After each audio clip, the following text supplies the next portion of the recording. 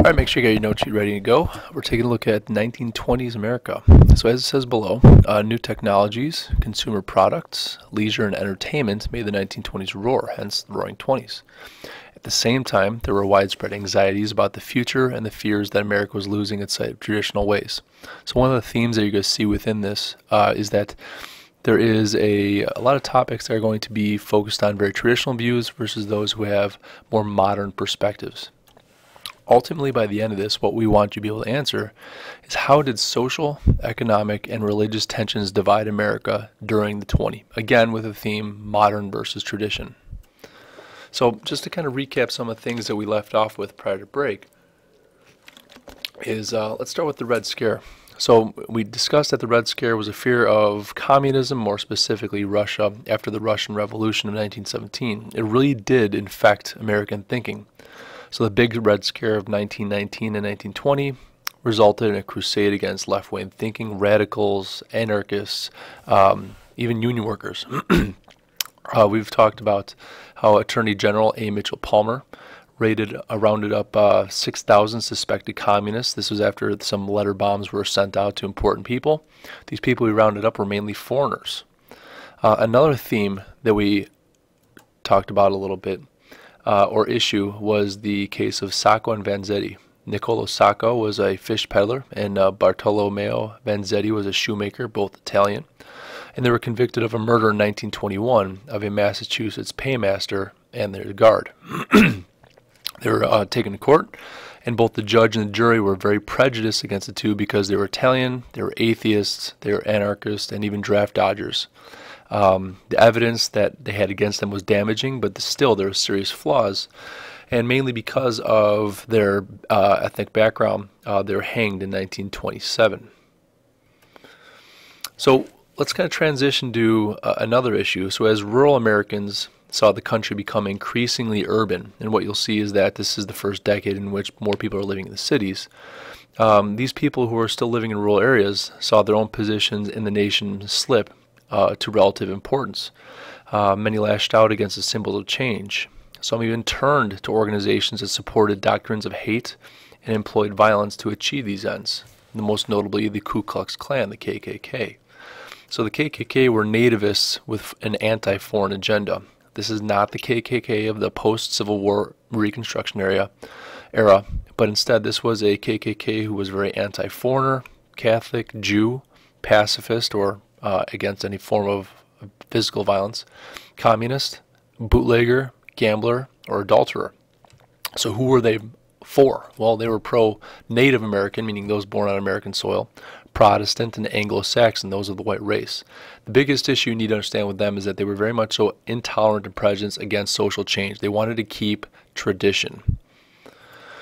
A lot of these fears would be translated even into the amount of immigrants that were coming into the nation. So between 1900 and 1920, roughly 14 million immigrants entered the United States. In 1921 alone, 800,000 immigrants stepped ashore, and these were primarily from South and Eastern Europe. Nativists wanted to plug the breach, so kind of what you see in this cartoon here where you have immigrants from Europe coming through a funnel. That's literally what we did throughout the 1920s to limit immigration. Many people thought that immigrants threatened religious, political, and cultural traditions. World War I, the Russian Revolution, the Red Scare also strengthened these positions. So two laws were passed, one in 1921 known as the Emergency Quota Act and one in 1924 known as the National Origins Act. The first one, the Emergency Quota Act, set up a simple formula for immigration. The number of immigrants of a given nationality each year could not exceed the number of people of that nationality living in the United States in 1910. In 1924, they restricted this even further. They cut the amount of foreigners from 3% to 2%, and they shifted the census from 1910 to 1890. The reason they picked 1890 was because this was before the flood of immigrants from Europe. So, for example, Great Britain could allow 65,000 immigrants, but Italy could only send 5,000. So as you see in this image here, the darker the color represents more people that came from Europe to the United States versus after the Immigration Act or the National Origins Act of 1924 was passed, even fewer were allowed to come over. Let's take a look at a different issue, the Prohibition experiment. So as we've talked about the 18th Amendment, it banned manufacture and sale of alcohol. Legislators who voted this, who voted dry or against drinking, basically voted while drinking wet, meaning that wets were those who supported the drinking of alcohol. Frustrated soldiers complained that prohibition took place when they were put over in Europe, and they had really no say in this issue. It might have been more effective if there was more enforcement officers. Really, the only way that it was enforced was through the Volstead Act, which is a law that Congress passed to enforce the amendment. But there was not enough support at the local and federal level to actually enforce the law.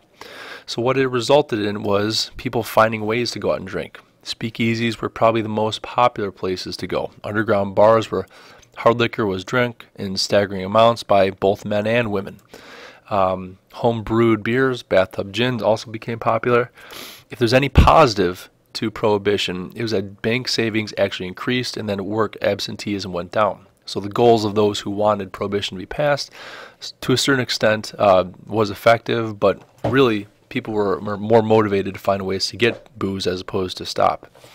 It also led to what we're going to call the golden age of gangsters. So Prohibition spawned shocking crimes. The profits of bootlegging led to bribery of local officials, so police and judges would turn an eye to gangsters who were moving booze.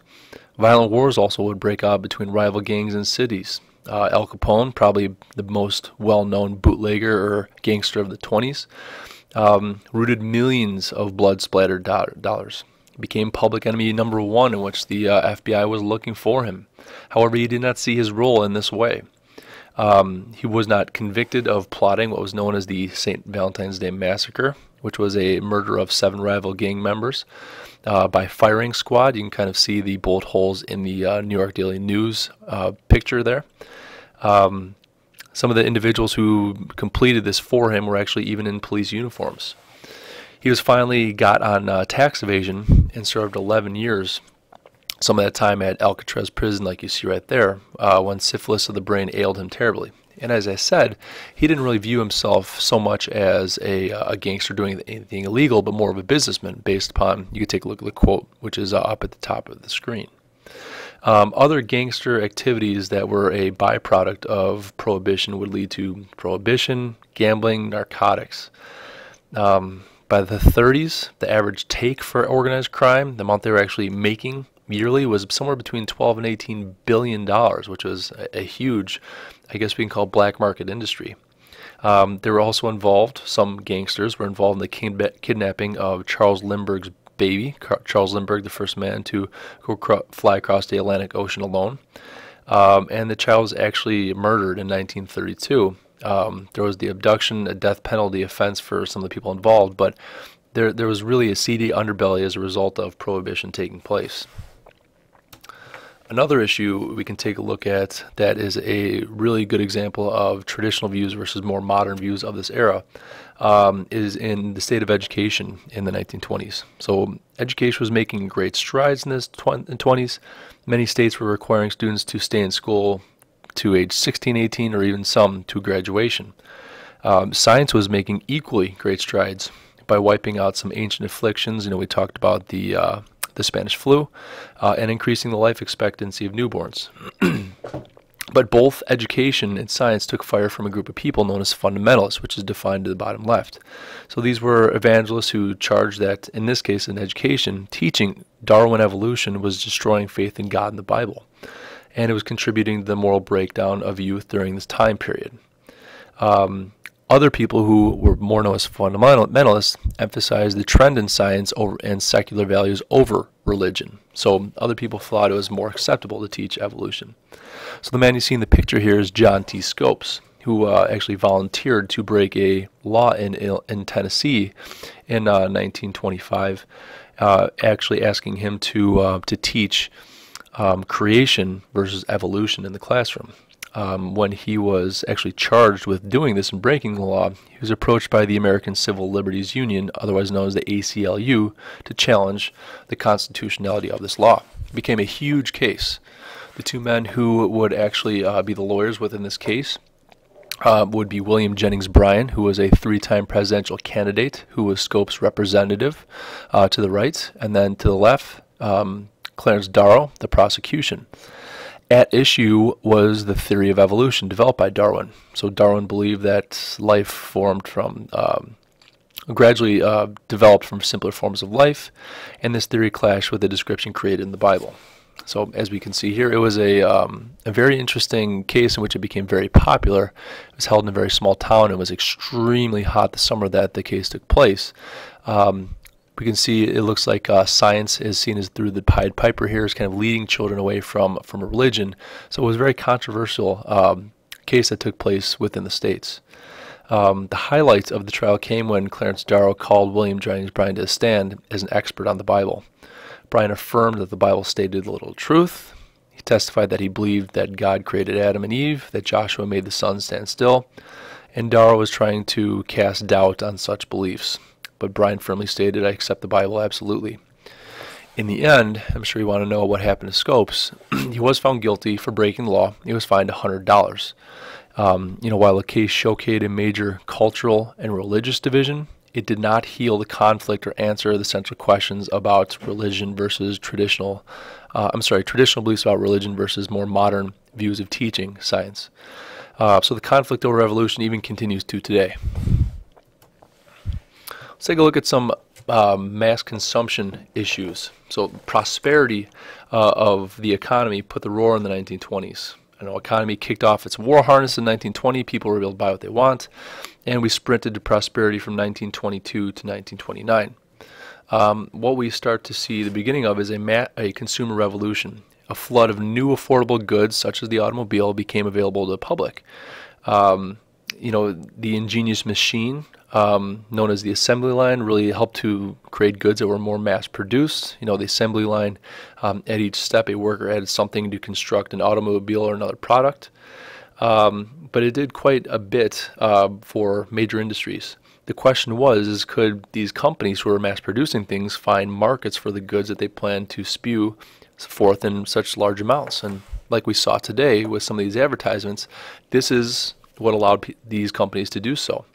So using new scientific techniques and psychological research, advertisers are able to sell more products to Americans than ever before. And based upon what you see here, they use a couple of different ways: persuasion and ploy, seduction, and sexual suggestion. And, advertisers are really trying to get Americans to want more. So some of the commonalities that you see here is really playing into how people look, but also things that people want.